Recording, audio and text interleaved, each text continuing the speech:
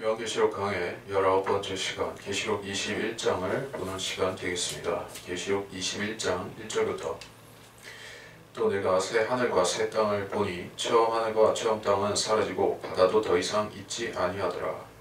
나 요한은 거룩한 도성 새 예루살렘이 하나님께로부터 하늘에서 내려오는 것을 보았는데 마치 신부가 자기 남편을 위하여 단장한 것 같이 예비되었더라.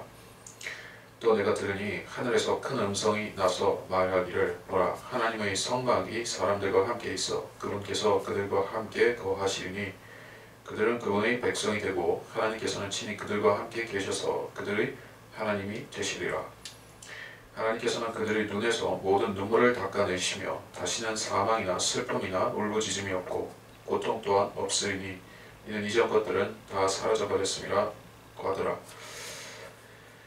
21장은 영원시대를 알리는 장입니다. 성경에서 마지막 시대가 영원시대죠.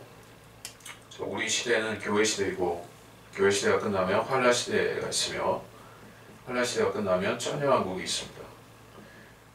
천년왕국이 끝나면 영원시대가 오는 것입니다. 그래서 왜 영원시대라고 부르는 것이냐, 우리 계시록 21장에서 영원시대라고 그렇게 말씀한 것은 아니지만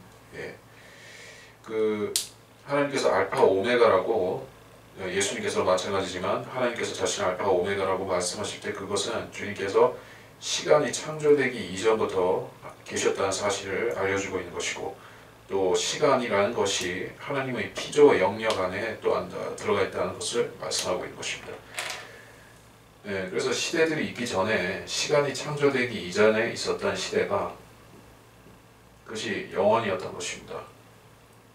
그 영원의 어느 한 시점에서 주님께서 창세기 1장 1절의 창조 사역을 행하신 것입니다. 그래서 그 창조 사역으로 인해서 시간이 시작되고 인류 역사가 시작되고 그렇게 되었죠. 그리고 이제 시대들이 끝나면 결국 하나님께서는 또 영원으로 복귀하시는 것입니다. 그래서 영원이라는 것은 하나님께서 계셨던 영광 받고 또 하나님께서 삼위일체의 그 조화 속에서 계셨던 그 영원으로 이 세상이 복귀하는 것을 얘기를 하는 것입니다. 그래서 잠깐 이 부분에 대해서 고린도 전서를 잠깐 보겠습니다. 고린도 전서 15장 24절 그 후에는 끝이 오리니 주께서 모든 정사와 모든 권세와 능력을 폐하시고 그 왕국을 하나님 곧 아버지께 바칠 때라. 주께서 모든 원수를 자기 발 아래 두실 때까지 통치하셔야 하리니 멸망받게 될 마지막 원수는 사망이라. 이게 천년왕국이 끝나고 영원시대가 오는 것에 대해서 이 고린도전서 15장 24절로 26절의 본문에서 그렇게 말씀하고 있습니다. 그래서 끝이 오리니라고 하는 것은 천년왕국의 끝을 얘기를 하고 있고 앞서 우리가 20장에서 보았던 큰 백보자 심판 그것이 끝이었다는 것이에요.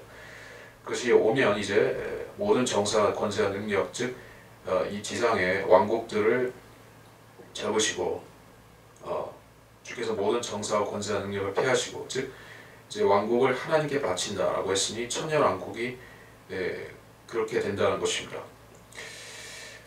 그 영원시대로 가면 이제 삼위일체가 통치하시는 형태가 되죠. 이 하늘과 땅을 삼위일체이신 하나님이 통치하시게 되죠. 그 천년왕국 때는 주님께서 이 다윗의 보좌에 앉으셔서 성자 하나님이 통치하시죠. 자, 그런 차이점이 있습니다. 1절부터 보면 새 하늘과 새 땅을 보았다.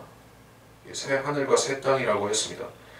이게 단수냐 복수냐 하는 부분을 우리가 이것도 간과해서는 아니 되는 부분이기도 합니다. 새 하늘들이라고 이사야서에서 그렇게 말씀하는 부분도 있지만은 내가 창조할 새 하늘들과 새 땅이라 이런 말씀도 있지만은 여기서는 특히 뭐 새 하늘과 새 땅을 강조를 하고 있기 때문에 그 어떤 유기적으로 하늘들이 이제 하나로 합쳐져 있다는 것이요, 결합되어 있다. 그런 사실을 보여주고 있습니다. 하늘들이었다가 어느 시점에 가면 이제 하늘이라는 언급이 나오는 것입니다. 왜 그렇게 되는 것이냐? 바다도 더 이상 없더라. 그게 어디 나왔습니까? 바다. 땅과 하늘이 사라졌고 20장에서 거기선 바다도 더 이상 없다라고 착각이네. 21장 1절 바로 본문인데 바다도 더 이상 있지 아니하더라. 이 바다가 이 지구상의 대서양, 태평양 하는 그런 바다를 말씀한 것이 아니라는 얘기죠. 결국에 바다가 있기 때문에 또는 기품이라고도 하는 이 공간, 이 부분이 있기 때문에 결국 그 하늘들이 나눠져 있었던 것이죠. 물들과 물들 사이를 가르고 이제 창공이 있게 하라. 창세기 1장에서 그렇게 지정된 이래로 지금까지 하늘들이었던 것이요. 근데 이제 바다가 철거되는 것입니다. 이제 하나님께서 계신 셋째 하늘 보좌와 이 지상 또는 그 우주 공간을 구획하고 있던, 나누고 있었던 그 기품이라는 것이 없어지면 이제 하늘이라고 되는 것이요. 그리고 이제 새 하늘인 것입니다. 이제 앞서 20장에서 불로 인해서 또 베드로후서에서도 말씀하시지만 불로 인해서 다 태워지고 이제 원자들이 분해되고 태워지고 다시 새 하늘로 창조가 되는 것입니다. 또 새 땅도 마찬가지고. 그래서 처음 하늘과 처음 땅이다. 새 하늘과 새 땅이라 하는 그 기준이 무엇이냐? 여기서 처음 하늘, 처음 땅이라고 하는 것은 창세기 1장 1절에서부터 있었던 그 형태의 땅, 그것이 이제 사라지고 하나님께서 완전히 100% 똑같게 지구와 우주를 창조하실지 조금 어떤 변형이 있을지 그런 부분에 대해서 우리가 기다 아니다 라고 얘기를 할 수 없지만은 완전히 바뀌지는 않는다고 생각해야 될 것입니다. 왜냐하면 이제 영원 시대에 가도 이 땅에 민족들이 있죠. 민족들이 있으니까 유대인도 있을 것이요. 유대인들은 없어지지 않습니다. 그리고 그들의 이스라엘과 그들의 예루살렘도 여전히 존재할 것입니다. 그러므로 무엇이 완전히 지구가 화성같이 바뀌고 그렇게 되는 것이 아니라는 얘기예요. 원래 형태를 그대로 따라서 다시 지어지는 것입니다. 이 지구가 또 저 하늘과 별들이 또 마찬가지로 그렇게 지어진다는 얘기예요. 차이점은 이제 바다도 더 이상 있지 않더라. 깊음만 없어지고 나머지는 같습니다. 2절에 나 요한은 거룩한 도성 새 예루살렘이 이제 새로운 그 존재가 등장했죠. 이제까지는 하늘들이 있었고 또 땅이 있었지만은 그 사이에 새로운 도성이 등장을 합니다. 자, 이것은 이 땅에 지금까지 있었던 그 예루살렘을 얘기하고 있는 것이 아니라 새 예루살렘입니다. 새 예루살렘은 새 땅에 있어야 되는 것이죠. 새 땅과 새 하늘 사이에 있어야 된다고 보는 게 자연스럽겠죠. 왜냐하면 이 새 예루살렘이라는 도성의 형태를 보면 우리가 지금 보면은 그 형태가 이제 피라미드를 위아래로 이렇게 붙여놓은 형태로 다이아몬드 형태로 되어 있기 때문에 이 지상에 완벽하게 바닥을 착지할 수가 없는 형태인 것입니다. 그래서 완전히 땅에 찰싹 붙는 형태가 아니기 때문에 이것이 땅으로 내려온다 할지라도 어느 정도 떠 있다시피 그렇게 보여질 것입니다. 그래서 이것은 새 하늘과 새 땅 그 사이에 있다라고 얘기를 하는 것입니다. 조금 떠 있을 수도 있고 아니면 꼭지점이 이렇게 다 있을 수도 있고 그렇죠. 자, 이 도성은 영원 시대가 시작될 때 이 지상에 선을 그린 것입니다. 천년왕국 때는 아직 없습니다. 아직 이 땅에 없습니다. 하늘에 있습니다. 이 도성을 신부라고 또 하나 신부로 비유를 하고 있습니다. 왜? 여기서 말씀하는 이 신부란 교회를 얘기를 하는 것이죠. 교회가 바로 이 새 예루살렘의 거민이요 주인이라 이렇게 뜻하는 것입니다. 이 도성의 거민들은 이스라엘이 아니고 또 이방인들, 그러니까 천년왕국이나 다른 시대 구원받은 그런 이방인도 아니고 오로지 지금 현재 교회 시대 구원을 받은 모든 사람들이 이 도성에 사는 것입니다. 이 도성이 예비되었다라고 얘기를 하죠. 아직 입주자가 아직 들어간 것이 아니라 이제 예비되었고 들어간다라는 얘기입니다. 즉 우리가 이 지상에 그리스도와 함께 천년간 통치하겠지만 이 도성에 들어가 사는 것은 영원 시대가 시작할 때 그때 비로소 우리가 들어가는 것이요. 그래서 천년왕국 시대라는 것은 우리 교회에게 있어서는 허니문, 즉 그 신혼 여행이죠. 허니문 기간이 1000년입니다. 허니문이 1000년이나 됩니다. 그 기간 동안은 주님께서 이 땅에 장막, 초막에 거하시죠. 네, 다윗의 장막. 그러면 우리도 이 지상에 내려와서 장막 생활을 하는 것이요. 교회도 그리스도를 따르기 때문에. 그리고 이제 주님께서 영원한 새 집을 주시겠다는 그 약속대로 또 다른 곳에서는 저택이라고도 말씀하셨는데 참 찾아보면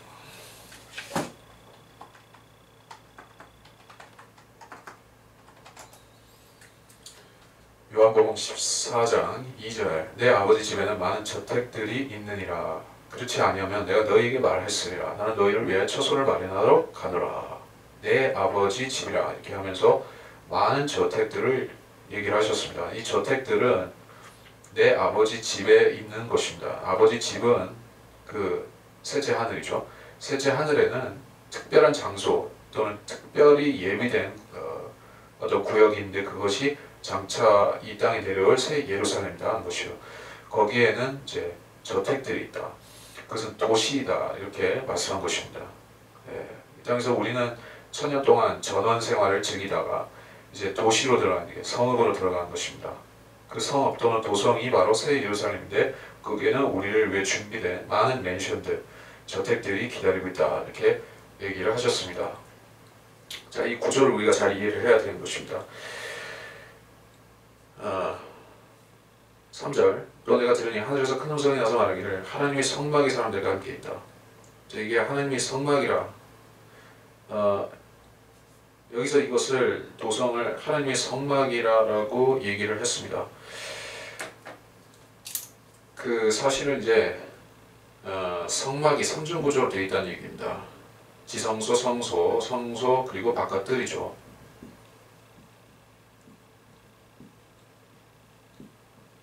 자, 이것이 각각이 뜻하는 바가 있지만은 여기서 지성소에 해당하는 영역이 바로 새 예루살렘이 될 것인데 현재는 그렇다는 얘기지만 장차는 이제 지성소와 성소와 바깥들이 이렇게 나누고 있는 특히 이 지성소와 성소를 나누고 있는 이제 휘장이 지금 휘장이라고 하는 그것이 바로 이제 깊은 바다인데 그것이 사라지면은 지성소와 성소가 뚫리겠죠.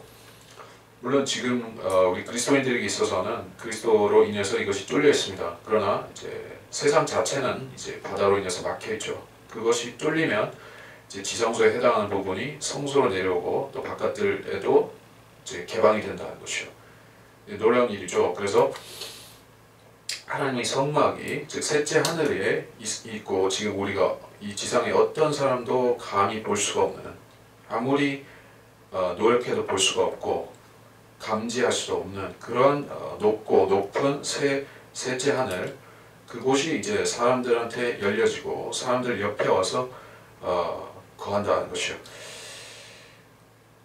그분께서 그들과 함께 거하시니 자, 하나님께서 이 지상에서 사람들과 대화하고 함께 거하고 자, 이런 광경을 우리가 볼 때 연상이 되는 바가 어디에 있습니까? 바로 그 창세기 앞부분 1장에서 3장까지 있었던 그 상황이죠. 그때 인간들은 인간들이라고 해봐야 아담과 이브였지만은 그들은 하나님과 함께 거했었던 것입니다. 하나님께서 그들과 대화하고 그들과 함께 산책하시고 그들과 함께 다니셨던 것이죠. 그래서 그런 시대로 그런 시간으로 다시 복귀한다는 게요. 그것이 애초에 하나님께서 계획하신 것이었다. 사람들과 함께 거하는 것이 하나님의 뜻이었다는 얘기요. 그것이 이제 아담의 범죄로 인해서 다소 지체가 되어서 6000년이 흘렀고 이제 또 1000년이 또 마저 흐르면 이제 원래 하나님께서 품으셨던 그 계획 사람들과 이 땅에서 친히 함께 거하시겠다 하는 그 계획이 성취가 되는 것입니다. 그들은 그분의 백성이 되고 자, 지금의 이제 그 민족들은 각자 자기들의 시조라든지 자기들의 민족 신이라든지 다 따로 있죠. 이제 전부 어떤 이 지상의 모든 민족들도 다 하나님의 백성이 된 것이요. 지금은 유대인들만 자기들이 여호와 하나님의 백성이다 그렇게 지칭을 하지만은 그 수백 개 수천 개 민족들 가운데서 유대인만 그렇게 하고 있습니다. 물론 교회도 한 민족이기는 합니다. 또 교회도 한 백성이기는 합니다. 그러고 보면 이제 유대인과 교회를 빼고는 하나님의 백성이 이 땅에 없었던 것이요.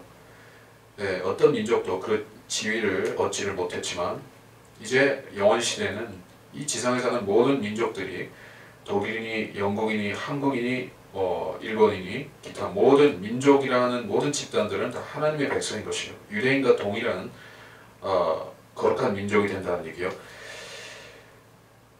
그들의 하나님이 되시리라. 자, 이제 더 이상 신들이 없습니다. 네, 신들이 나타나서 사람들을 미혹한다든지 그런 일도 없을 것입니다. 창세기 6장 그 당시에는 천사들이 어떤 잘못된 천사들이 내려와서 사람들을 꼬여서 성적인 부분에 범죄를 하고 또 거인들을 낳고 그런 불법이 자행되었었지만 이제는 죄가 없기 때문에 사탄도 불못에 들어가고 모든 악인들과 타락한 천사들도 다 자기들이 가야 할 그 불못으로 갔기 때문에 이 세상에 죄도 없고 사망도 없어서 더 이상 문제가 될 것이 없다는 얘기예요. 이제는 천사들이 사람과 함께 살아도 문제가 없고 하나님께서 이 땅에 사람들과 함께 거니셔도 문제가 없고 그런 세상이라는 것을 말씀하십니다. 4절 하나님께서 그들이 눈에서 모든 눈물을 닦아내신다. 다시는 사망과 슬픔과 울부짖음이 없고 고통도 없다. 자, 이 지상에서 사람들이 두려워하고 문제시하는 모든 것들이 이제 없다는 거예요. 눈물은 인간의 본질과 결부되어 있는 요소죠. 인간은 울면서 태어납니다. 눈물은 인간의 삶의 시작부터 함께하는 것이요. 사나이는 일생에 3번인가 운다 그렇게 얘기를 하지만은 원래 사람은 이 땅에서 비통하고 슬픈 일을 많이 겪기 위해서 태어난 것이요. 우는 것은 수치가 아닙니다. 자, 우리 그리스도인들은 그런 사실을 정확하게 알고 우리 눈에서 눈물을 닦아내실 분이 누구인지를 알고 그분을 의지한 사람들이 바로 그리스도인들이라는 것이요. 우리는 이 땅에서 흘린 눈물들을 이제 주님에게 다 의탁을 한 것입니다. 왜냐하면 주님께서 갈보리 십자가 상에서 또 주님 고난 받으시는 와중에서 우리가 흘려야 될 눈물까지도 다 손수 흘리셨기 때문에 우리는 거기에 의탁하면 이 세상을 기쁘게 살아갈 수가 있다는 얘기예요. 그 세상 사람들은 어떻습니까? 여전히 슬픈 일들에 그들을 짓누르고 있죠. 병고 때문에, 가난 때문에, 죽음 자체 때문에 또 수많은 그런 세상의 슬픈 일들 때문에 그들의 눈물샘은 마를 날이 없는 것입니다. 그리스도인들만이 그나마 이 땅에서 기쁨을 누릴 수가 있습니다. 하나님께서 이걸 기뻐하시는 것이 아니죠. 모든 민족들의, 모든 백성들의, 모든 이 지상의 인간들의 눈에서 눈물을 닦아내시고 이 세상의 슬픈 일을 완전히 제하신다는 그런 약속인 것입니다. 그래서 특히 사망과 슬픔이나 울부짖음, 사람이 죽고 장사 지내고 곡하고 이런 일이 더 이상 없다는 얘기예요. 그리고 죽음에 수반된 것이 고통이죠. 또 질병에 수반된 것이 마찬가지로 고통이죠. 그것이 있기 때문에 지금 이 지상에는 병원들이 있고 요양소가 있고 또 의사들이 쉴 수가 없는 것이요. 사람들이 이제 의사를, 특히 한국 같은 나라에서는 의사를 대단히 각광받고 선망하는 직업으로 여기죠. 그 사람들이 이제 나름 선발된 엘리트들인 것이요. 그 사람들 자체도 병들고 죽을 수밖에 없는 인간이면서도 다른 사람들의 고통을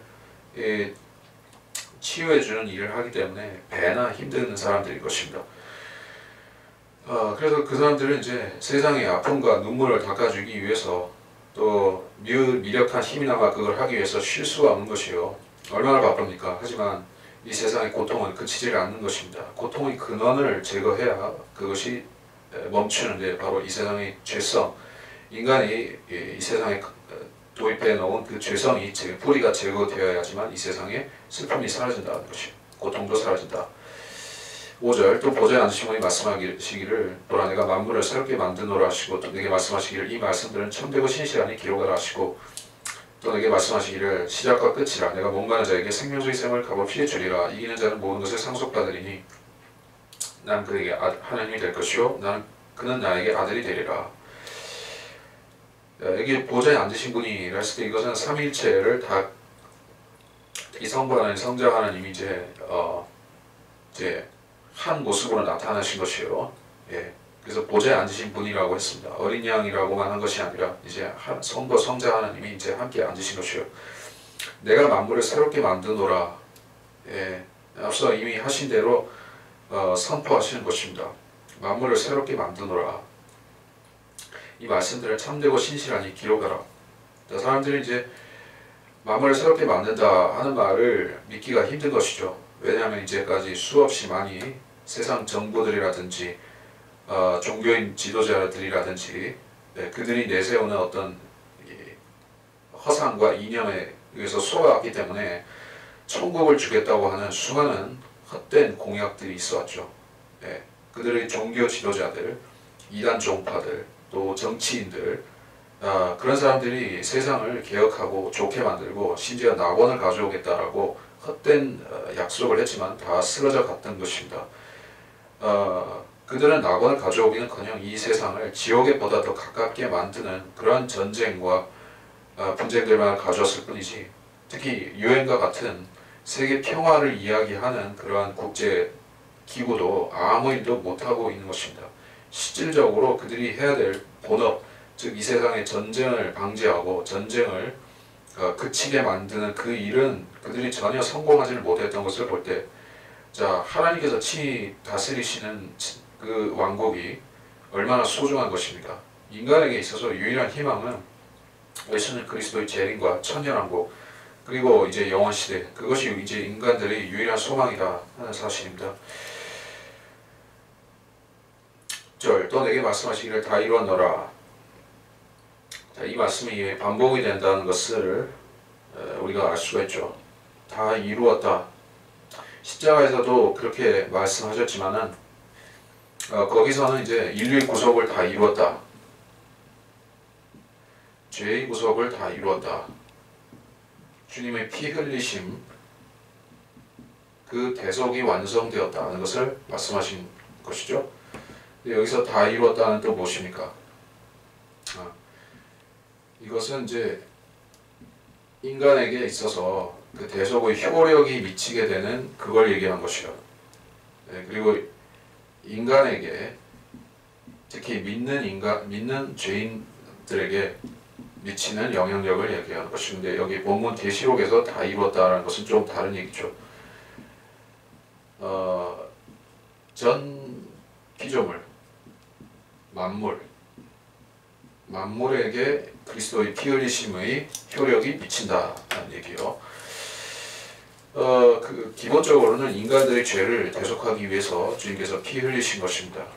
실제로 주님을 믿는 사람들이 주님 피 흘리심의 공로를 믿는 근거로 해서 구원을 받죠. 자, 지금 이 시대는 그런 은혜의 복음이 효력이 있습니다.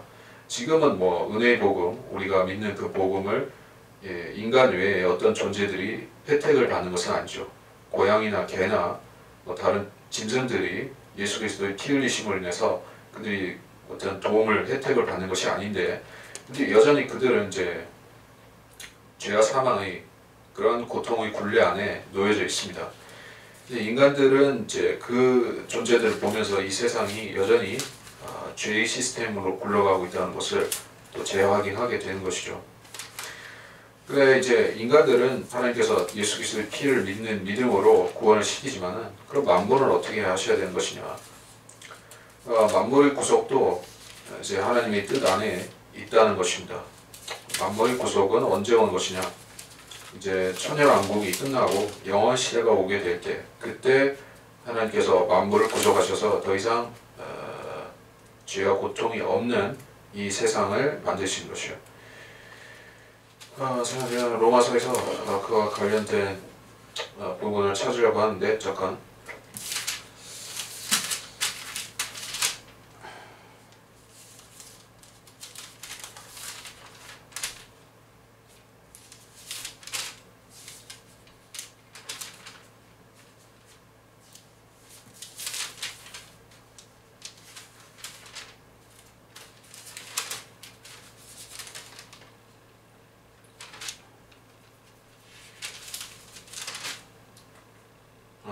찾았습니다.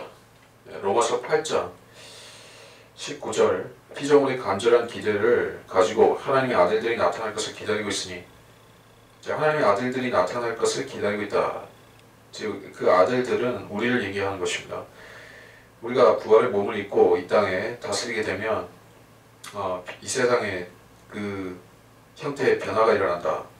특히 천년왕국에서 그것이 시작이 되지만 이제 완벽하게 이루어지는 것은 이제 20절과 21절 이 상황들이 이제 완벽하게 이루어지는 것은 영원시대가 때 그렇게 된다는 얘기예요. 특히 21절 같은 경우를 보게 되면 피조물 자체도 그 썩어짐의 속박으로부터 해방되어 하나님의 자녀의 영광스러운 자유에 이를 것이기 때문이라. 짐승들도 더 이상 죽음을 보지 않는 죽음과 죽음의 고통에서 해방이 되는 그때가 오는데 바로 영원시대다는 얘기예요. 천년왕국 때까지는 아직 그들에게는 이 죄로 인해서 죽음이 남아 있습니다. 그 뒤에 이제 21장 6절 나는 알파 오메가여 시작과 끝이라. 이제 또 강조되죠. 1장에서 알파 오메가요 라고 얘기를 하셨는데 이제 끝장에서도 알파 오메가요 라고 얘기를 하십니다. 이제 이게 하나님을 소개하는 중요한 명칭인 것입니다. 하나님의 이름 중에서 우리가 중요하게 취급해야 되는 것이 바로 이제 알파 오메가다는 얘기요. 그것은 하나님의 속성을 정확하게 표현하고 있는 것이죠. 시작과 끝이다. 요한계시록 1장 8절에서도 나는 알파 오메가요 시작과 끝이라. 그리고 여기서도 나는 알파 오메가요 시작과 끝이라. 그리고 성경을 요약하자면 알파 오메가요 시작과 끝이라 그렇게 되겠죠. 이 성경을 기록한 여기서 알파 오메가라고 했을 때 이거는 히라버 헬라어를 얘기를 하고 있으니까 이 신약 성경 전체가 바로 예수 그리스도다. 내가 곧 시작과 끝인데 바로 이 신약 성경이 곧 나다 이렇게 말씀하신 것과 같습니다. 이게 계시록을 포함하는 것이죠. 그래서 우리가 이 알파 오메가이신 분 그리고 그분의 정확한 형상을 반영한 이 성경이라는 책을 통해서 얻어야 되는 것이 무엇이냐. 바로 이 하반절에서 말씀하시는 거야. 내가 목마른 자에게 생명수의 샘을 값없이 주리라. 여기서 우리가 중요하게 발견해야 되는 메시지가 있으니 신약 성경을 물론 구약도 포괄이 되지만 신약을 요약하자면은 값없이라는 것이요. 구약에서는 창세기 앞부분에서만 값없이였었죠. 프레일리라고 했을 때 이것은 동산에서 열매든지 다 먹어도 된다. 단 성과학을 알게 하는 그 나무 열매만은 제외하고 다 먹어라 라고 했을 때 그 값없이였습니다. 근데 이제 다시 또 값없이 주겠다 하는 말씀이 나오는 것이요.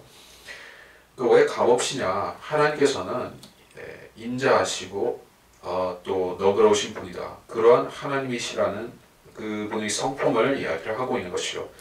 이 사람들은 이제 구약 시대를 거쳐오면서 하나님에 대해서 많은 부분을 오인을 하게 되었습니다. 하나님께서는 율법을 세워가지고 사람들을 지긋지긋하게 괴롭히고 왜 안 지키냐고 계속 쫓아다니면서 이제 잔소리하시는 그런 하나님으로만 사람들이 인식을 하고 있습니다. 물론 하나님께서는 인간들이 파멸을 원하지 않으시기 때문에 잔소리를 하시는 것이요. 하지만 궁극적으로는 하나님께서는 모든 사람들이 이심전심으로 하나님과 또 예수 그리스도와 한 마음이 될 수 있는 것을 원하시는 것이요. 그때는 더 이상 무엇을 지켜라, 하지 말아라고 그렇게 명문어를 해서 사람들에게 강요할 필요가 없어지는 것입니다. 사람들이 마음속에 이미 하나님의 법이 존재하고 죄와 사망도 없어서 율법을 어길 걱정이 없습니다. 그때가 되면 하나님께서는 어떤 제약 조건도 없이 율법이다 아니면은 어떤 행위에 관한 부분이 없이 값없이 영생을 모든 이 지상에 살아갈 또 태어날 인류들에게 값없이 부어주실 수가 있다는 얘기예요. 그것이 원래 하나님이 창조에 포함된 계획이었었습니다. 아담에서 그것이 시작이 되었는데 바로 거기서 이제 커트되고 이제 많은 시대들이 있었죠. 그러나 원래 하나님이 계획하셨던 바 값없이 영생을 태어나는 모든 인류에게 주시겠다 하는 약속이 드디어 영원시대에 가서 성취가 되고 있습니다. 7절 이기는 자는 모든 것을 상속받는다. 이기는 자라고 했을 때 단순히 이기는 자라고 했을 때 물론 교회 시대 크리스찬도 이기는 자입니다. 여기서 보다 강조하는 것은 환난 시대에 이기는 자를 보다 강조하고 있는 것입니다. 환난 시대. 자, 교회 시대에는 사실은 이 표현이 조금 달라져야 되죠. 이긴 자가 되어야 되겠죠. 이거는 구원을 얘기한 것이요. 구원을 서서히 이루어가는 것이냐, 어떤 기간에 걸쳐서 이루어가는 것이냐, 아니면 완벽하게 받은 것이냐. 우리는 완성된 구원, 완성된 구속을 받을 때 우리는 이긴 자죠. 근데 어떤 사람들이 알미니안이라든지 어떤 그 은사주의자들이 얘기하는 것처럼 이겨가야 된다. 이 세상을 살면서 구원을 이루어 나가야 된다라고 할 때 그것은 환란 시대의 방법인 것입니다. 또는 구약 시대와 유사한 것이요. 근데 여기서 말씀하는 이기는 자라고 했을 때는 물론 그래서 환란 시대라든지 또는 천년왕국을 포함할 수가 있죠. 그때도 행위니까. 그래서 그 사람들은 무엇을 상속받냐? 모든 것, 만물을 상속받게 된다는 얘기예요. 나는 그에게 하나님이 될 것이요. 이것도 예전에 그 이겼을 때 이룰 수 있는 그 조건으로 주어지고 있죠. 된다고 한 게 될 것이요라는 게. 또 그는 나에게 아들이 되리라. 또 미래형으로 말씀하고 있죠. 자, 우리한테 이걸 미래형으로 적용하면은 좀 많이 잘못되는 것이죠.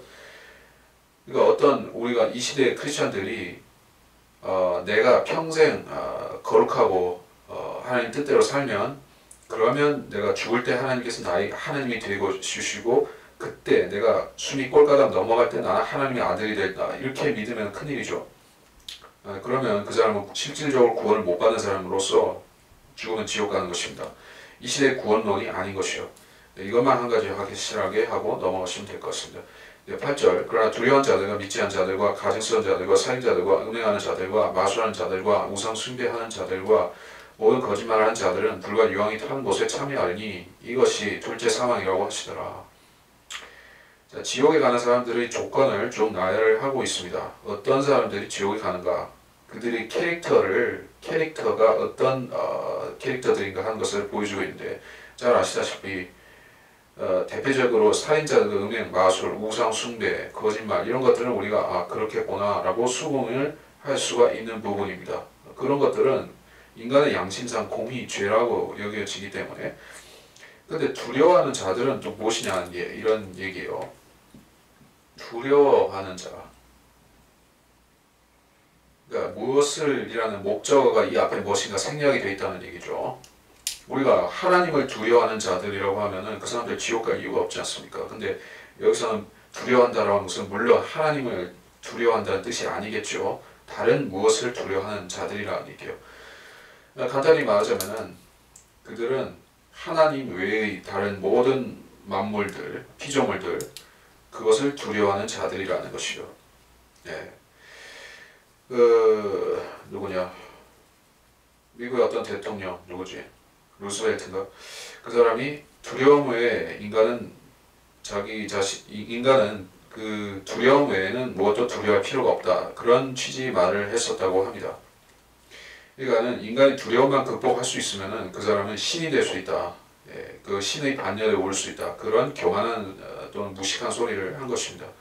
과연 인간의 두려움을 완벽히 극복하고 인간으로서 한계를 뛰어넘을 수 있습니까? 안 되죠. 이 시대 지금 현재 상태에서는 불가능하죠. 왜냐하면 인간은 죽기 때문에 70, 80 하는 인생이 끝나면 죽음이 엄연히 기다리고 있습니다. 그 죽음의 두려움 때문에 인간은 절대로 신의 영역에 도달할 수가 없습니다. 그래서 인간은 많은 것들을 두려워하고 삽니다. 내가 병에 걸리면 어떡하지? 내가 사고가 나면 어떡하지? 내가 어디 장애가 걸리면 어떻게 할까? 난 어떻게 할까? 그런 수많은 두려움들을 품고 사는 것이요. 그런 사람들이 지옥에 간다라고 말씀하고 있으니 대단히 가혹한 말씀처럼 들릴지 모르지만은 아닙니다. 이것은 예수 그리스도를 믿지 않은 사람들과 믿은 사람들의 근본적인 차이를 확인해 주는 것이요.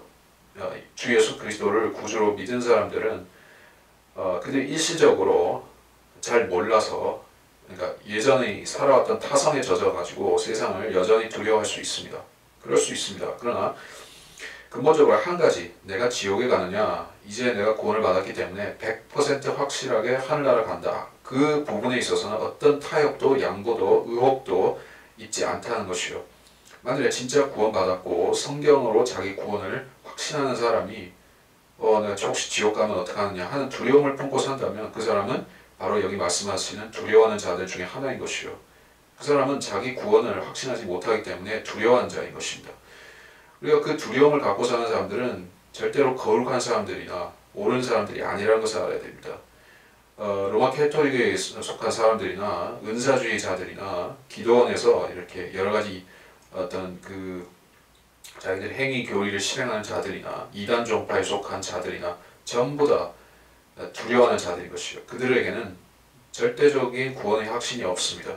그들은 내일 일을 장담 못하는 사람들인 것이요. 그러면서도 자기들이 종교 행위를 열심히 하고 지키라는 것을 지킴으로써 궁극적으로 구원받겠다고 늘 그렇게 하고 있는 것이요. 그러나 그 사람들은 절대로 이 성경의 지옥 갈 사람들이 명목에서 벗어나지를 못하는 것입니다. 그래서 결과적으로 그들은 믿지 아니하는 자들과 동격으로 취급받는 것이요. 믿지 않는 자들, 바로 불신자들이죠. 이 사람들은 교인을 불신자와 다르다고 생각합니다. 불신자는 교회 안 다니는 사람으로 생각하는 거예요. 믿지 아니하는 자들, 불신자들은 그럼 세상에만 있는 것이냐? 절대로 아니죠. 교회 안에 불신자들이 너무나 많아서 지금 한국 교회는 이제 불신자들과 교인들이 뒤섞인 형태의 그런 잡탕, 동물원 우리와 같은 교회들이 주종을 이루고 있는 것입니다. 자, 가령 대형 교회, 수만 명이 되는 교회 안에 구원의 확신이 있는 사람을 이제 모 집단으로 해서 이제 계층 분류를 한다면 어떻게 나올지 참 우습지 않습니까? 진짜 구원의 확신이 있는 사람은 10%도 안 되는 교회들이 수두룩 한 것이요. 그리고 그나마 그 확신이 있다고 하는 사람들도 목사가 믿으라고 하니까는 그렇게 엉겁게 믿은 사람들이지 성경을 가지고 자기 구원을 한 구절도 제대로 증명해낼 수가 없는 사람들이 참으로 넘쳐나고 있는 것이요. 이게 얼마나 비극적인 현실인가. 근데 성경은 그런 사람들이 진짜로 자기 죄의 구속을 확신하지 못한 이상에 예수 그리스도를 믿지 않은 이상에는 지옥을 피할 수 없다는 얘기예요. 또 그들은 더 나쁜 사람들과 동료로 취급받는 수치를 당하게 된다는 얘기예요. 불신자가 단순히 불신자, 예수 그리스도를 믿지 않은 사람이 살인자나 우상숭배, 마술, 즉 그 마약하는 히피들이나 어떤 살인자, 포주들, 깡패들 그런 사람들하고 동격으로 취급받는다면 참 억울할 것입니다. 고상한 불신자도 얼마나 많습니까? 교육을 많이 받고 대학 교수나 다른 그 어떤 지식인의 위치에 있는 그런 불신자들은 자기들이 그런 천하고 낮은 범죄자들과 연쇄살인마들과 그런 자들과 동격이라고 하면 펄쩍 뛰겠지만 하나님께서 보실 때는 동격이라는 얘기예요. 예수 그리스도를 믿지 않은 죄는 이 세상의 어떤 죄보다도 비교할 수 없이 무겁기 때문에 그들은 그 죄 때문에 결국에는 더 악한 자들과 한 세트로 묶여져서 지옥에 가야 하는 것입니다. 이제 가증스러운 자들과 살인자들, 음행하는 자들이라고 했을 때, 이 사람들은 구체적인 무슨 행위가 있어서 죄인으로 취급받는 사람들이죠. 즉 구약식으로 말해서 어떤 살인자들이나 우상숭배하는 자들이나 그런 자들이 이제 구체적인 죄를 지는 사람들이에요. 즉 악인들이라고 불리는 사람들입니다. 앞에 두려운 자들과 믿지 않은 자들까지는 사람들이 보통 악인이라고 생각 안 하지만은 하나님 보실 때 악인이고, 이 뒤에 가증스러운 자, 살인자, 음행자, 마술하는 자, 우상숭배, 기타 등등 이런 사람들은 세상적 관조에서 볼 때도 그들은 악한 사람들에 속하는 것이요. 물론 우상숭배를 오늘날의 현대인들 같은 경우에는 문화나 어떤 전통과 그런 부분으로 얘기를 하겠지만은, 그래서 전통 문화라든지 무속도 그런 식으로 취급하기 때문에 저것은 우상숭배라고 이렇게 얘기를 하면은 동의를 안 할 것입니다. 그러나 우상숭배는 본질이 같은 것이요. 하나님이 계신데 하나님보다 더 열악한 것을 형상을 만들어서 섬기면 그것은 우상인 것입니다. 어떤 형태로 하든지 간에 그것은 우상을 벗어날 수가 없는 것이요. 문화적인 것은 없습니다. 전통이라는 것은 아무 소용이 없는 변명인 것이요. 또 거짓말하는 자들 어떻습니까? 하나님의 말씀에 대해서 거짓말하는 사람들은 이제 지옥 심판을 피할 수가 없는 것이요. 하나님 말씀에 대해서 거짓말하는 것도 여러 가지가 있습니다. 하나님 말씀의 신실함을 부인하는 거짓말은 가장 큰 거짓말인데, 즉 성경 변개를 용인하는 그런 거짓말들을 하고 있는 사람들이 바로 신학교에 있는 교수들이죠. 신학자들이죠. 성경 번역자들이죠. 현대역본을 만든 사람들이죠. 웨스트콧과 홀트 같은 사람들이죠. 그런 사람들은 거짓말하는 자들인 것이요. 하나님께서는 분명히 자신의 말씀을 신실하게 지켜오셨는데 보존하셨고 그 보존된 말씀을 우리에게 보여주셨는데 그것이 바로 한글 킹제임스 성경인데 그 엄연한 실체를 거부하고 더 모호한 것으로 돌아가려고 하는 사람들이 그러면서 이 말씀이나 저 말씀이나 근본적으로는 별로 다를 것이 없다. 예, 어차피 이것이나 저것이나 기독교를 구성하는 데 있어서는 또는 지역교회를 운영하는 데 있어서는 뭐 별반 차이 없다. 뭐가 그렇게 중요하냐라고 얘기를 하는 사람들이 바로 거짓말하는 사람들인 것이요. 성경이 중심이 되는 것이 아니라면 그 교회는 사탄의 교회가 되는 것이요. 바른 성경에 기초하지 않았다면 그 사람들의 종교생활은 마귀에 속한 종교행위에 불과한 것입니다.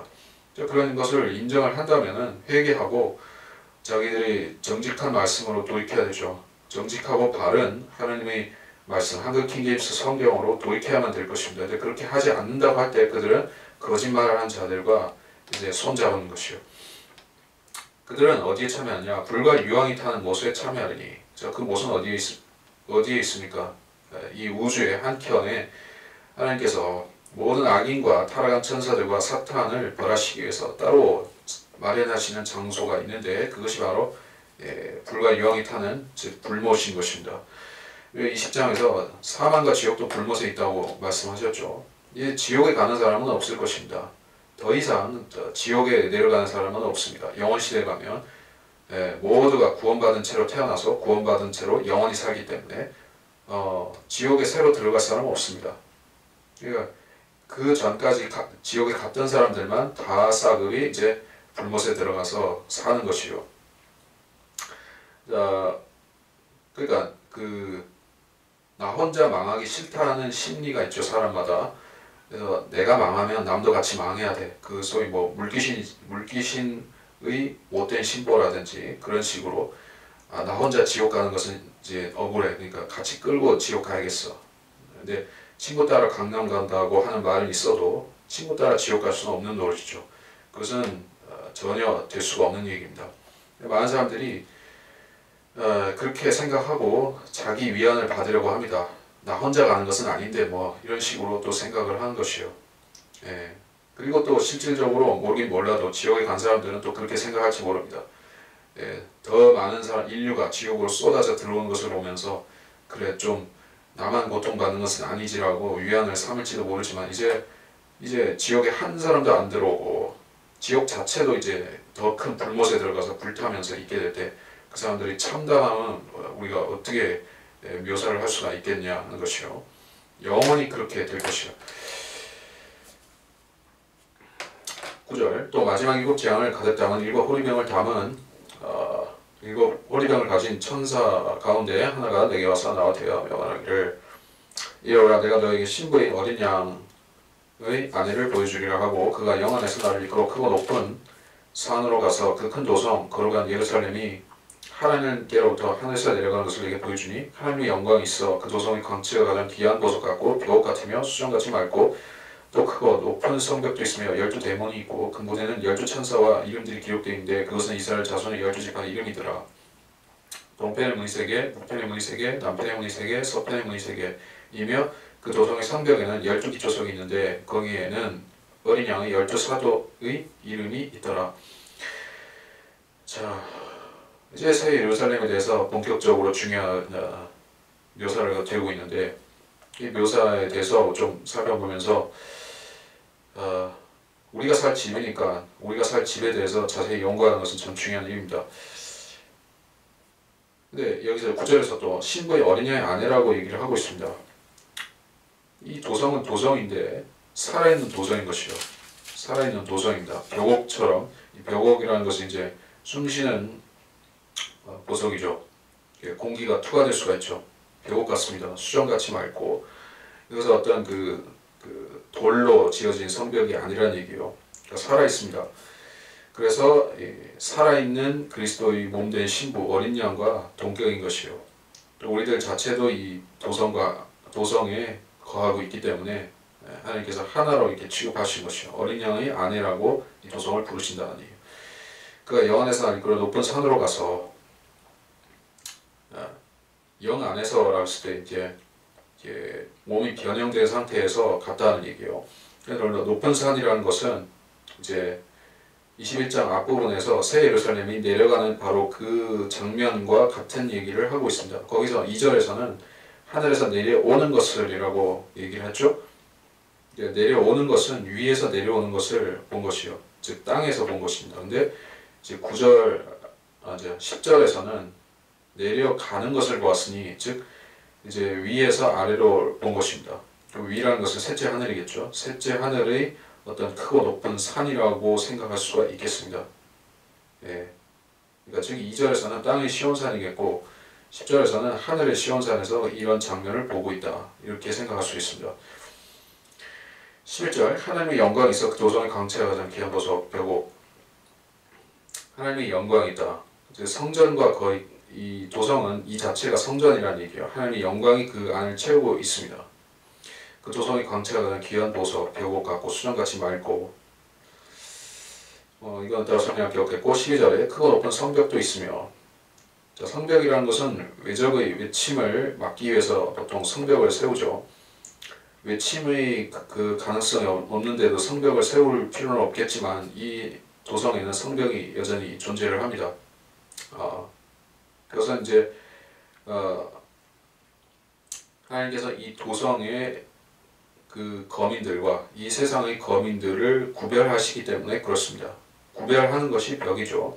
이쪽과 저쪽이 그 담을 허물고 자유로이 통행할 수 있다면 벽이 없는 것인데 벽이 있다는 것은 자유로이 다니는 것은 아니다는 얘기예요. 하나님께서 그 이 영원 시대에 모든 것을 자유로이 하시고 값없이 주시고 그렇게 개혁하시지만은 한 가지만은 남아있다. 이 새 예루살렘에는 소위 말해서 개나 소나 그렇게 막 들어올 수가 없는 것이라는 얘기요. 이것에서 독점적으로 아주 자유롭게 거하고 다니고 할 수 있는 사람들은 교회인 것입니다. 그래서 성벽이 있습니다. 그리고 12대문인데 12천사라고 했는데 12천사가 12지파의 이름입니다. 그러니까 이것은 하늘에 이스라엘 지파들의 이름을 딴 12천사가 있다는 얘기가 아닙니다. 그래서 12천사는 곧 지파들을 얘기를 하고 있습니다. 즉 그 성경에서는 사람들이 거룩한 상태가 되면 그것을 천사라고도 인정하는 것이요. 그렇기 때문에 이스라엘 지파들의 이름이 12천사라는 얘기예요. 12천사가 따로 있는 게 아니라 그래서 이 12지파 자손들의 이름이 이 성문에 기록이 되어 있다. 이스라엘 사람들이 이 성읍에 산다는 얘기는 아니죠. 아닙니다. 그러나 이름은 이스라엘 자손 지파들의 이름을 쓰고 있습니다. 그래서 이 도성이 그 사각형 형태로 이렇게 구성되어 있다는 것을 알 수 있는 게 세 개라는 부분 때문에 그렇습니다. 이 도성은 원형진 것이 아니라 각이 져 있고 이제 균등하게 각 면이 구성이 되어 있습니다. 14절 그 도성의 성벽에는 12기초석이 있는데 이 기초석이라고 이게 성벽에서 성벽의 기초석은 거기 그 도성을 건축한 사람들의 이름을 쓰는 게 보통이죠. 기초석에는 그런 의미가 있습니다. 우리가 그 어떤 건물을 지을 때도 마찬가지요.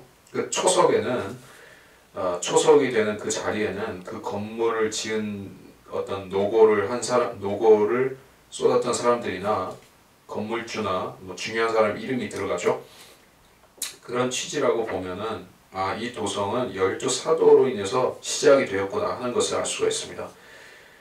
신약교회의 시작은 사도들로부터 시작이 된 것을 우리가 알죠. 사도들이 있었고 그 뒤에 우리 이 시대의 신약교회가 시작이 된 것입니다. 사도들은 교회의 시작인 것이요. 주춧돌인 것입니다.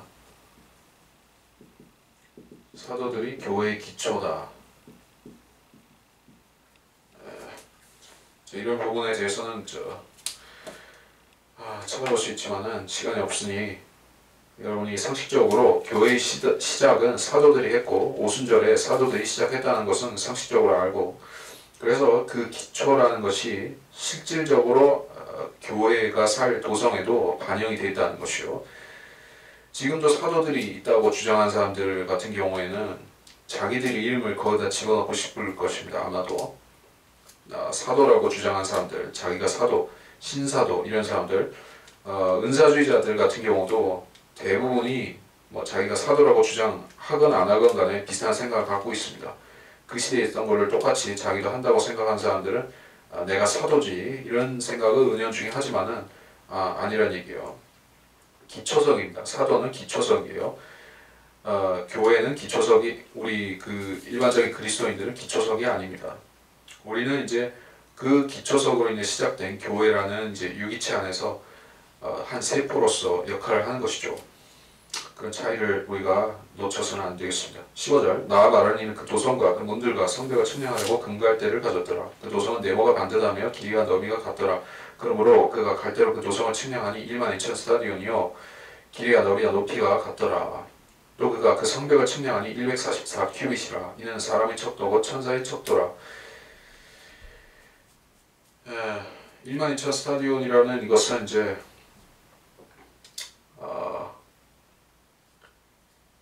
크기가 어느 정도 되냐면은 이 지구상에 사는 사람들 전체 인구 지금은 좀 넘었지만은 60억 정도가 들어갈 수 있는 거대한 크기인 것이요. 왜냐하면 이것은 평면으로 되어 있지 않기 때문에 그렇습니다. 입체 도성이기 때문에 그 안에 모든 그 입방 면적들을 다 활용한다고 할 때 그러니까 그 중력 같은 부분이 아마 어떤 행성처럼 작용을 한다고 가정한다면은 그 안에서 이제 빼곡히 집들을 지을 수가 있을 것이요. 입체 도성이기 때문에 그러면은 거기에 전체 거주할 수 있는 인구가 그렇게 많은 것입니다.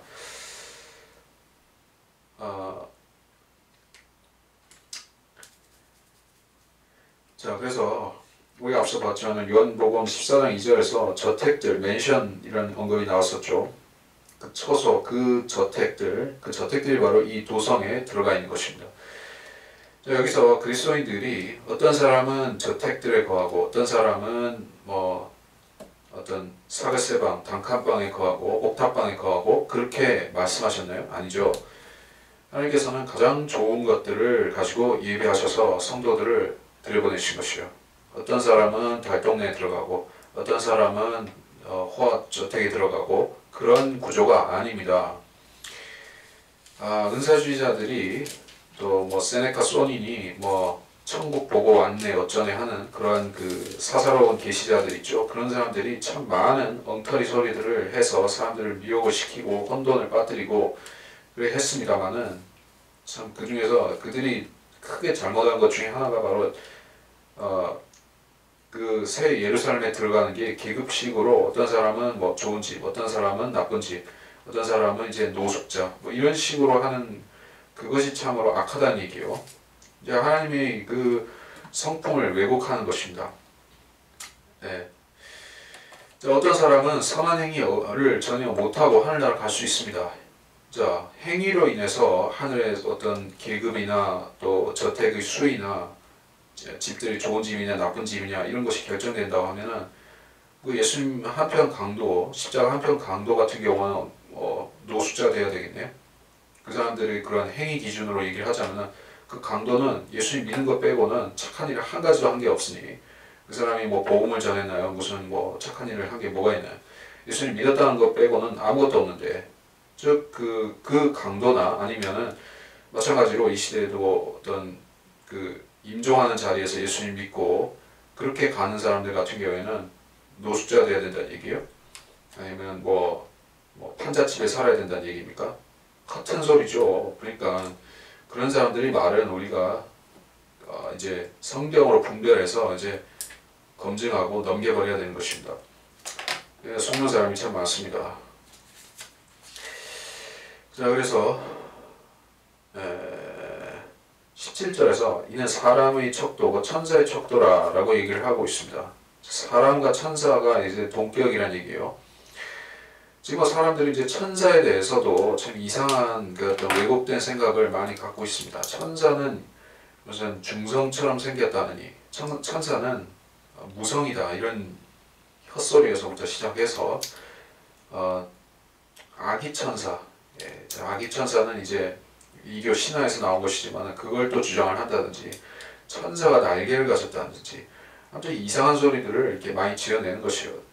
이 모슬렘의 특히 그 창시자 마호메트는 가브리엘을 봤다고 주장을 하면서 가브리엘이 나타나서 자기한테 코란을 계시를 했는데 그런 와중에 가브리엘이 뭐 날개가 600개? 몇백 개 달린 그 아주 괴물단지 같이 생긴 천사로 천사도 아닌 무슨 괴물단지로 묘사를 하고 있는데 우리가 자세히 그 연조를 들여다보면은 그게 뭐냐면은 이제 그 고대 바빌로니아라든지 수메르라든지 그런 그 중근동 지방에서 섬기던 이교의 신들이 그런 형태로 날개가 무수히 달린 신들이 있었던 것이요. 그게 결국에는 이제 그룹을 이제 카피한 개념입니다. 그룹처럼 생긴 신들이 있어요. 그거를 천사로 오인을 해가지고 자기가 사탄의 사자를 만난 것을 가지고 천사라고 얘기를 한 것이요. 마호메트는. 사탄이 그의 천사가 아니라 그의 악령을 보내서 미혹한 것을 가지고 가브리엘이라고 착각을 했죠. 천사는 그런 존재가 안 되는 얘기예요. 날개가 없을 뿐더러 사람과 외모상으로 사람과 다를 바가 없습니다. 그래서 사람이 척도와도 같습니다. 신장이라든지 뭐 몸무게라고 하면 그렇고 아무튼 그 몸집 자체가 사람하고 다르지 않기 때문에 사람의 척도 즉 큐빗이 천사의 큐빗과 같은 것이요. 큐빗은 이제 그 성인 남자의 뭐라고 해야 되지? 팔뚝에서 손 끝에까지 이르는 길이를 그렇게 얘기를 하죠. 뭐 30cm나 그 이상 됩니다. 30cm, 40cm. 근데 그 큐빗이 지역마다도 좀 이렇게 단위가 달라지기도 하는데 하여간에 그 크기는 크게 달라지지 않습니다. 18절. 그 성곽은 벽으로 지어졌고 도성은 순금으로 맑은 유리 같고. 자, 성곽이 벽옥으로 지어졌다. 자, 이 성곽은 투과될 수 있는 성벽이다라는 얘기죠. 그러니까 밖에 있는 사람들이 이 성을 봤을 적에 예루살렘을 봤을 적에 아주 유리같이 투명하게 다 보여진다는 것입니다. 그 현대 건축술이 발달하면서 제일 혁신적이었던 부분이 이제 전체 건물 면을 외부에 접하는 면들을 이제 다 유리로 하는 것이요. 과거의 기술이 미발달했을 때에는 이제 유리로 쓸 수 있는 면적이 심히 제한적이었었죠. 물론 가격에 관한 그런 공법이나 그 가격에 관련 부분들이 다 작용을 했지만은 이제 전체 건물의 사면을 전부 다 유리로 하는 경우에 대단히 혁신적이죠. 그래서 이제 우리 한국 같은 경우에도 그런 건물들이 별로 없었던 시절에 이제 혁명적으로 그런 건물이 하나 생겼죠. 바로 63 빌딩. 그러니까 사람들이 굉장히 그거를 아름답게 생각을 했습니다. 그 63 빌딩에 이게 석양이 지고 아침에 해가 뜨고 그런 모습에 해가 쫙 비치고 할 때 얼마나 휘황찬란한 것이요. 황금빛으로 빛나는 것입니까? 네, 그런 건물을 보더라도 이제 이 63 빌딩보다 얼마나 더 화려할 것이요. 크기에서 비교가 되겠습니까? 어마어마한 크기인데 그 도성이 유리로 되어 있다는 것을 볼 때 인간이 이런 도성을 지으려고 하면은 지을 수 없는 이유가 참 많이 있겠지만은 우선 인간은 그만치 많은 어떤 유리나 벽옥 같은 그런 자재들을 조달을 할 수가 없습니다. 이 지구상에서 조달할 수 있는 자원을 가지고는 이 새 예루살렘 도성을 한 10%도 짓기 힘들 것이에요. 너무나 호화 자재들이 들어가기 때문에. 근데 하나님은 그렇게 하실 것입니다. 왜 그것이 가능하냐? 물론 하나님께서는 무에서 유를 창조하시기도 하지만은 우리가 힌트를 얻을 수 있는 대목은 또 있죠. 이 우주 공간에 인간이 발길을 딛지 못한 수많은 행성들 가운데서 그 별의 재질 전체가 이제 다이아몬드로 됐다든지 샤파이어로 됐다든지 그런 식의 행성들이 있다고 합니다. 그러니까 별의 구성 요소 자체가 다이아몬드인 것이요. 그러면 그 별에서 다이아몬드 퍼다가 뭐 만들고자 하면은 그거 가지고 무궁무진하게 수십억 사람들이 이제 다이아몬드 목걸이도 만들 수 있는 것이요. 근데 우주에는 그런 별들이 얼마나 많은지 모르는 것이요. 어떤 별은 이제 보석으로 되어 있고, 어떤 별은 금이 무진장 묻혀 있고. 근데 인간들은 그것이 전부 다 이제 지금은 그림의 떡이죠. 왜냐하면 이 우주 공간은 진공 상태의 우주 공간을 뚫고 나갈 수가 없기 때문에 인간들이 그걸 못하기 때문에 군침만 삼키고 있습니다. 근데 하나님께서는 하실 수가 있죠. 그래서 이 도성은 하나님의 부귀와 하나님의 존귀와 영예를 상징하는 것이요. 예. 그리고 19절, 18절, 그 도성은 순금으로 맑은 유리 같다. 예, 맑은 유리 같다. 또 유리를 강조하는데 유리 같다고 했지 유리라고 하진 않았죠. 예, 유리라고 하면은 뭐 망치로 치면 깨지겠죠. 근데 그런 유리는 아니에요. 우리가 앞서 유리바다에 대해서도 봤었지만은 불이 섞인 유리바다 계시록에서 자, 그 유리바다가 실제로 뭐 그 유리입니까? 아니죠. 유리같이 보여지는 것을 얘기한 것이죠. 여기서도 유리 같다라고 했지만은 이것은 사실 어떤 금강석 같은 그런 아주 단단한 재질로 되어 있는 것이죠. 그러니까 벽옥으로 되어 있다는 게. 19절 그 조성의 성벽의 기초성은 각양 보석으로 단장되었으며 첫째 기초성은 벽옥, 둘째는 사파이어로, 셋째는 옥수, 넷째는 에메랄드이며 다섯째는 홍만호, 여섯째는 홍보석, 일곱째는 감람석, 여덟째는 녹보석, 아홉째는 황옥, 열째는 녹옥수, 열한째는 제신스, 열둘째는 자수정이더라. 또 그 12대문은 12진주니 그 문들은 각각 한 개의 진주로 되어 있더라. 그 도성의 거리는 순금이며 투명한 유리 같더라. 자, 보석들에 대해서 쭉 언급을 하고 있습니다.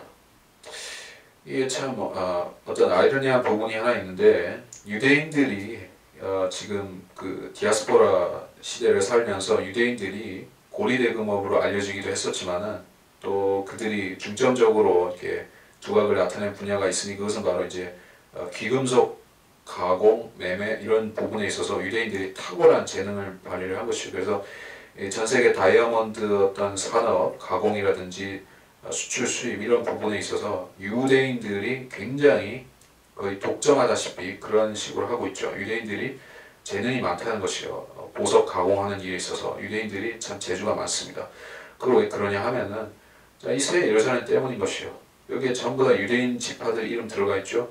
그리고 구약 시대에 제사장들이 이제 에봇을 입었는데 그것이 전부 다 그 화려한 보석들을 가지고 단장이 되었던 것입니다. 유대인들은 내력이 있는 것이요. 그들이 보석에 밝은 내력이 있습니다.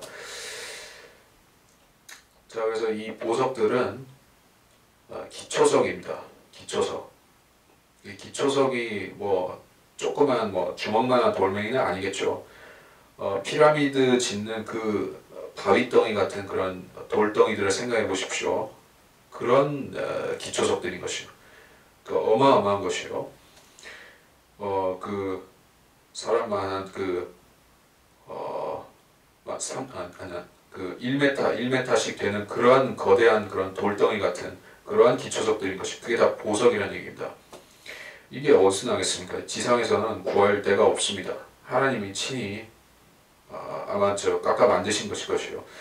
십계명 돌판을 주셨을 때 같이 하나님께서 친히 주신 것입니다.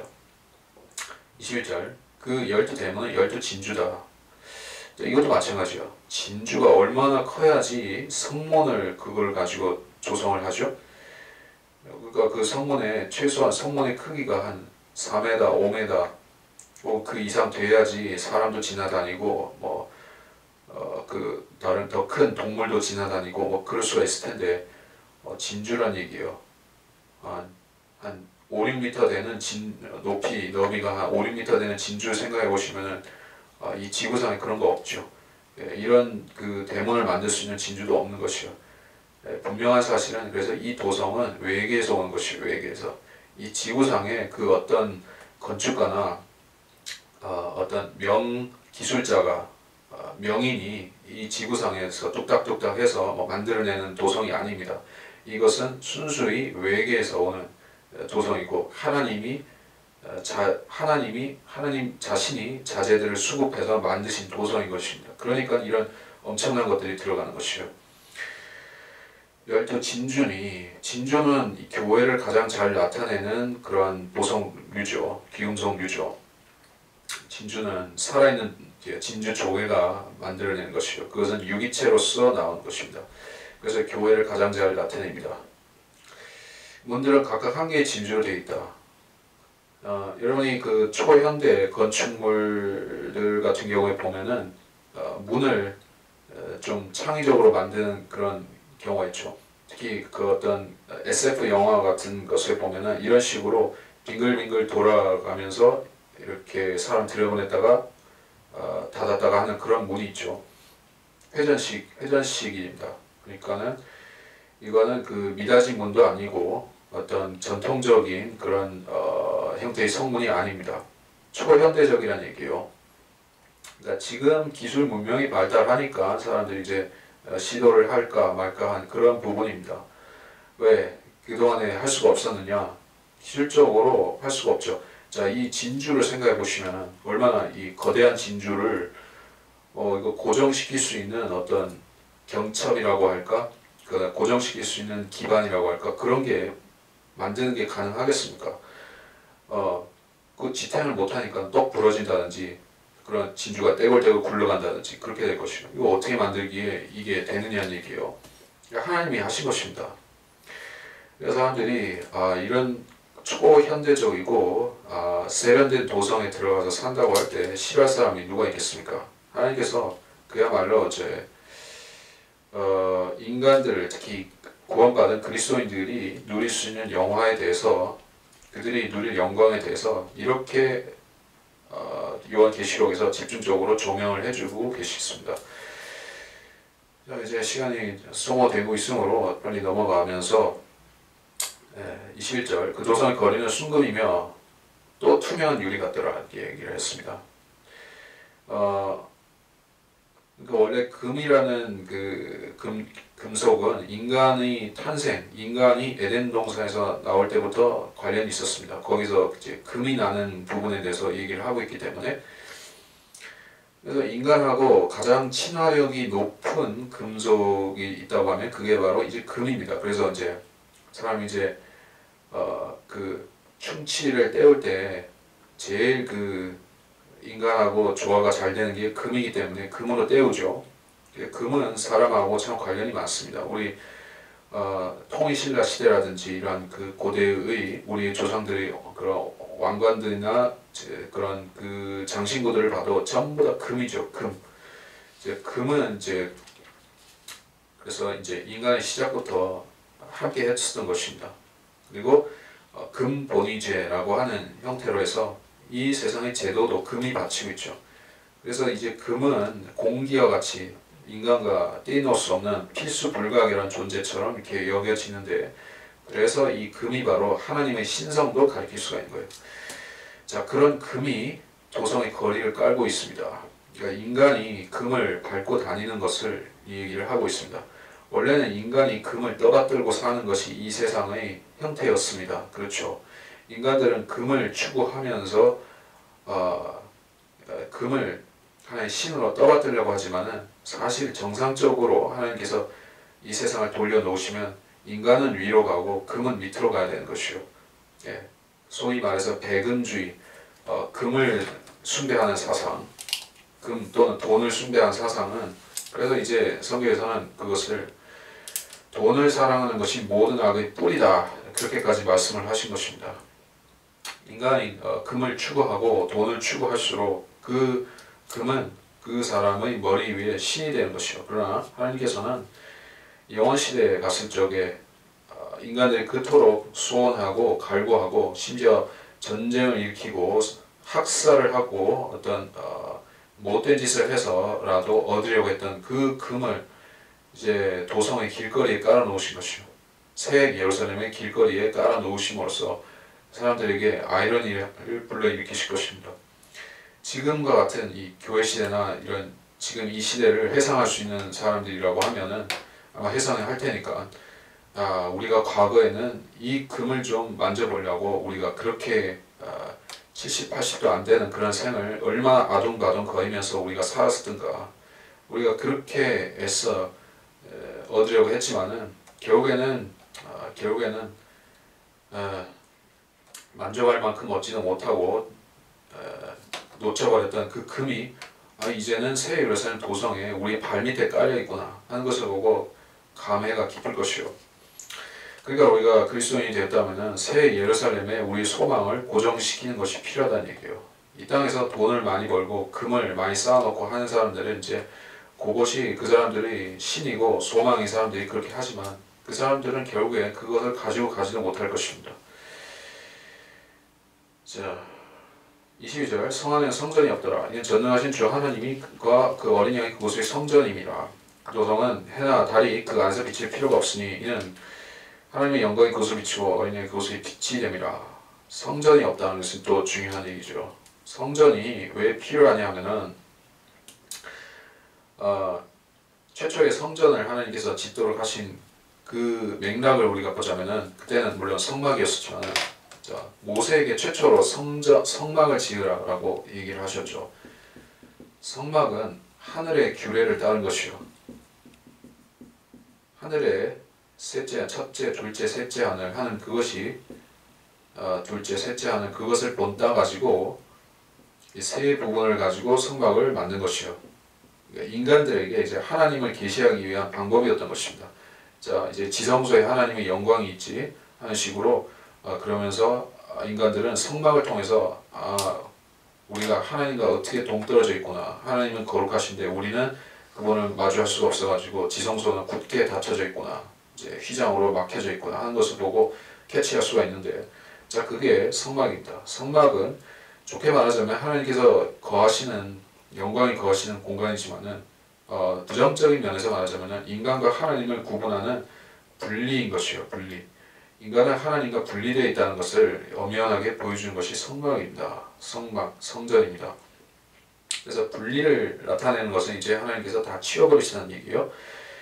이제는 성막이나 어떤 성전이나 하는 그 가림막이 필요가 없습니다. 예. 인간들을 하나님의 영광으로부터 막아서 그들이 이제 하나님을 보는 불상사가 없도록 막아야 되는 일이 없다는 것이요.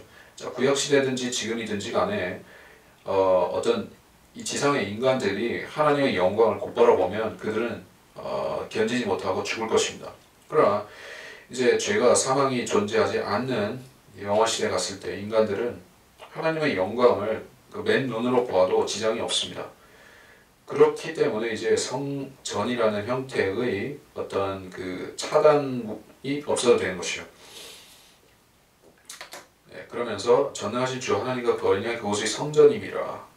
자, 그러니까 오리지널이 이제 성전이라고 하는 것의 오리지널은 사실은 예수 그리스도 자체였다는 것이고, 또한 하나님 자체가 성전이었다는 것입니다. 성전이 건물 성전으로 바뀐 것은 발전이라기보다는 이제 과정이었던 것이요. 원래는 하나님께서 성전이신데 이제 하나님께서 자신을 인간들에게 보여주실 수가 없으니까는 자신을 계시해 주시기 위해서 하나의 건물 성전이라든지 어떤 천막 형태의 성막이라든지 이런 식으로 하나님의 본성과 하나님의 섭리와 이런 것들을 예시를 해주시는 것입니다. 그래서 성전이 있는 것이요. 자, 지금의 성전은 무엇입니까? 이 교회시대의 성전은 그리스도인들이죠. 그리스도인들의 몸이 곧 성전의 역할을 하고 있습니다. 예. 그러니까 우리가 성전이라고 할 때 그리스도께서 우리 안에 계시다는 것을 나타내는 거예요. 그리고 그리스도 자체도 또한 성전이신 것입니다. 성전이라는 것은 경배의 장소가 되는 것이죠. 경배의 장소. 하나님께서 그 장소에 계시고 그 장소에서 영광을 받으신다는 뜻입니다. 자, 그리스도인들이 지금 이 시대에 거듭난 그리스도인들이 24시간 언제든지 원하기만 하면 하나님께 합당한 경배를 드릴 수가 있는 것은 그 사람들이 하나님의 성전이 되어 있기 때문에 그렇습니다. 자, 우리들만 그런 상황에서 지금 교회 시대입니다. 그러나 앞으로 영원 시대가 오면 그리스도께서 성령께서 이 세상에 편만하게 충만하게 그가 거하시기 때문에 모든 사람들이 이제 하나님을 바로 대면하고 경배 드릴 수가 있는데, 자, 그래서 어떤 중간 형태를 취하실 필요가 없고 건물 성전이라든지 어떤 중간 매개체를 취하실 필요가 없이 다이렉트로 경배를 받으신다는 얘기예요. 23절 그 도성은 해나 달이 그 안에서 비칠 필요가 없다. 이는 하나님의 영광이 그것을 비치고 어린 양이 그것을 비치됨이라. 자, 해나 달이 비칠 필요가 없다라고 했으니 이것은 자연 광선, 해나 달의 어떤 자연 조명보다도 더 밝다는 것을 이 얘기를 하고 있습니다. 지금 도시에서 사는 사람들은 한국의 서울이라든지 도시에서 주로 사는 사람들은 이제 자연 조명의 필요성을 그렇게 못 느끼고 살죠. 낮에도 어떤 그 인공 조명 하에서 사무실에서 이렇게 주로 시간을 보내는 사람들, 또 밤이 되면은 네온 사인이라든가 가로등 불빛이라든가 또 수많은 인간이 만든 그런 가짜 조명들, 인공 조명들 아래서 사는 사람들 같은 경우에는 자연광의 가치를 별로 못 느끼고 사는 사람들이 있습니다. 근데 어떤 시골이나 어떤 그 빛을 그 전기가 좀 쓰기 힘든 곳에 가면은 그때 가면 알죠. 빛이 없는 것이 얼마나 엄청난 것인지, 그 태양의 소중함이 얼마나 큰 것인지 그때 가면 알죠. 그러니까 이 세상 자체가 지금 흑암으로 덮여 있는 상태이기 때문에 태양이 있어서 낮은 비추지만 밤에는 달과 별들이 있어야지 이제 빛이 있습니다. 그 영원시대에 가더라도 여전히 낮과 밤의 구분은 존재를 합니다. 이 새 예루살렘에만 영원히 빛이 있기 때문에 낮도 없고 밤도 없는 상태지만은 새 하늘과 새 땅에는 있습니다. 그러나 지금보다는 더 밝을 것이라고 보는 것이요. 왜냐하면 이 새 예루살렘의 광채가 있고 또 이 세상에서 죄로 인해서 덮여졌던 그 흑암, 암흑이 이제 거쳐지기 때문에 세상이 은은하게 밝아질 것이다. 이게요. 그렇게 생각을 하는 해석이 많이 있습니다. 그래서 더 밝아질 것이요. 그러나 여전히 밤은 있기 때문에 밤에 뭐 좀 불편하기 때문에 어떤 조명이 있어야 되는데 새 예루살렘은 그 낮과 밤이 똑같기 때문에 빛이 일정하기 때문에 즉 하나님의 영광을 그것을 비춘다. 어린 양이 빛이 된다. 그 빛이 대단히 밝다는 것을 또 알 수가 있는 것이요. 우리 그리스도인들은 너희가 세상의 빛이요 소금이다 하는 성경의 말씀을 그냥 그런가 보다라고 생각하고 지나칠 수가 있습니다만은, 자, 이 거대하고 이 웅장하고 어마어마한 이 새 예루살렘 도성을 예수님 한 분이 이렇게 그 자신의 몸에서 나오는 빛으로 조명을 한다고 생각해 보면 얼마나 대단한 것이요. 태초에 빛 말씀이 계셨고 말씀이 하나님과 함께 계셨다. 근데 그 말씀이 빛으로서 이 세상에 오셨다라고 요한복음 1장에서 말씀하시는데 그 빛이 여기 새 예루살렘 도성에서 비친다는 얘기예요. 그거는 조그만 빛이 아니라 어마어마한, 즉 태양과 더 비교했을 때 태양보다 더 밝을 수 있는 빛인 것이요. 요한계시록 앞부 1장에서도 예수님께서 이제 태양 같은 빛을 내시면서 사도 요한을 거꾸로 때리는 장면이 나오죠. 그 빛입니다. 영광로의 그런 불 같은 빛인 것이에요. 그렇기 때문에 이제 인공 조명이 따로 필요가 없을 정도가 된다. 24절 그리고 구원받은 자들이 민족들이 그 도성의 빛 가운데서 걷겠으며 땅의 왕들이 그들의 영광과 존귀를 그것으로 가져오리라. 또 그곳의 성문들을 낮에는 결코 닫지 아니하리니 이는 그곳에 밤이 없음이라. 이는 그들이 민족들의 영광과 존귀를 그곳으로 가져오리라. 무엇이든지 더럽게 하는 것이나 가증한 일을 행하는 자나 거짓말하는 자는 결코 그곳에 들어오지 못할 것이며 다만 어린 양의 생명의 책에 기록된 자들만이라. 24절에 구원받은 자들의 민족들이라고 했습니다. 자, 그냥 민족들이 아니라 구원을 받은 자들이라는 것이요. 지금 교회시대의 기준하고 민족들의 기준하고 다르다는 얘기죠.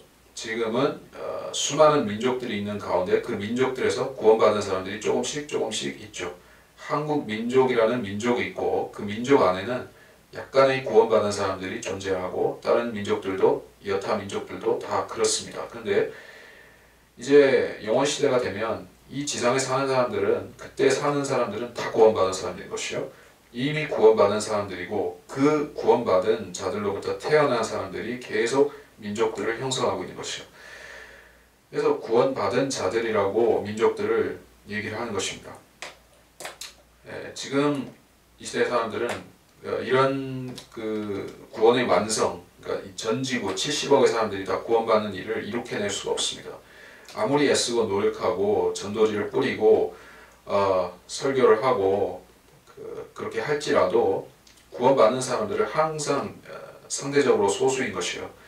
한국 사람들이 반세기 넘게 기독교도 어떤 그 복음 전파의 영향이 있었지만은 구원받은 사람들이 지금 와서 볼 때 뭐 2천만, 3천만 됐으면 참 좋았겠지만은 지금 봤을 적에 수백만 교인들이 있고 그 가운데서도 수십만 명이 진짜 확실하게 구원받는 그런 사람들로 보여지고 있죠. 그 숫자와 그 비율은 그렇게 늘어나지를 않습니다. 그러나 하나님께서는 영원 시대에 100% 구원받은 사람들 가지고 이 세상을 운영하실 것이라는 얘기예요. 우리가 하는 것은 참 하나님께서 하신 일에 비하면 아주 극히 일부라는 것을 알아야 될 것이요. 하지만 우리가 작은 일에 충성하면 하나님께서는 더 큰 일을 우리에게 영원 시대에 가서 맡기실 것을 우리가 또한 믿는 것이죠. 땅의 왕들이 그들의 영광과 존귀를 그곳으로 가져온다. 땅의 왕들은 누구냐? 땅의 뭐 주지사라든지 대통령이라든지 뭐 총리라든지 그런 왕들 있죠. 그런 사람들이 그런 그 지금 유엔 총회에 그런 각국의 대표들이 입장하듯이 새 예루살렘에 들어가서 보고를 한다든지 뭔가를 하고 오는 것이요. 그러니까 이 새 예루살렘은 모든 사람들이 들어가서 뭔가 해야 되는데 그 뭔가가 뭐냐면은 이제 생명나무의 열매 그것을 얹고 그 잎사귀들을 취하는 그 일을 이제 한다. 그건 22장에서 나오지만은 그래서 이 도성에 자주 들어와야 되는 것입니다. 25절 또 그곳의 성문들을 낮에는 결코 닫지 않는다. 밤이 없다.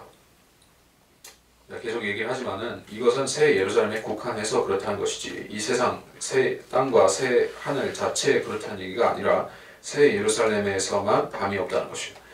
26절 그들이 민족들의 영광과 존귀를 가져온다.